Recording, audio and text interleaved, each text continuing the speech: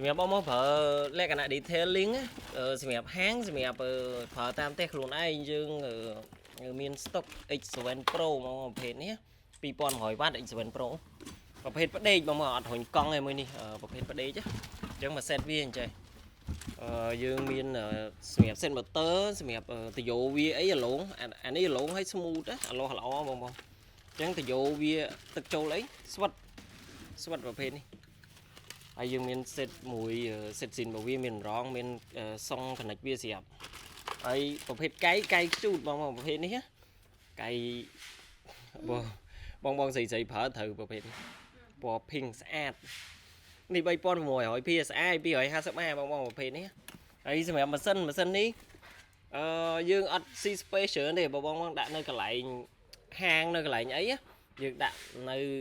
ក្រោមទៅលើក្រូជ័រលើអីហ្នឹងប្រើបានឬក៏ដាក់លើធ្នើជាងធ្នើអីក៏បានដែរហើយប្រភេទក្បាលវានេះប្រភេទក្បាល inox សេរីទឹកបានខាងក្នុងវា ceramic ហើយនឹងក្បាលប្រភេទ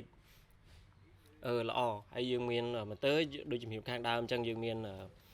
ប្រព័ន្ធការពារវាមានតិមិចវាអីអញ្ចឹងលើបន្ទុកលើអីវាលោតអញ្ចឹងណា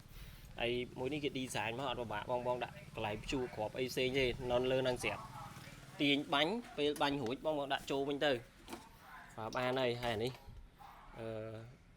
សម្រាប់ដល់ភ្លើងចូលហើយ motor នេះមមនេះបងមើលជាក់ស្ដែងទាំងទឹកថ្នាំនឹងអីហ្នឹងមកទូខ្លួនហ្នឹងនិយាយទៅស្អាតប្រភេទនេះ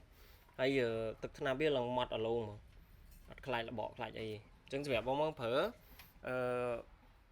ຂະຫນាតកដាលបងអាចប្រើមួយនេះបានយើង recommend ណាប្រភេទនេះយើងដាក់ចេញច្រើនគ្រាប់សម្រាប់បងដែលត្រូវការសម្រាប់លាងហាងលាង motor detail ឬក៏ប្រភេទអាជីវកម្មដែរតែຂະຫນាតកដាលអញ្ចឹងបងអាចប្រើប៉ុណ្្នឹងបានអរគុណច្រើន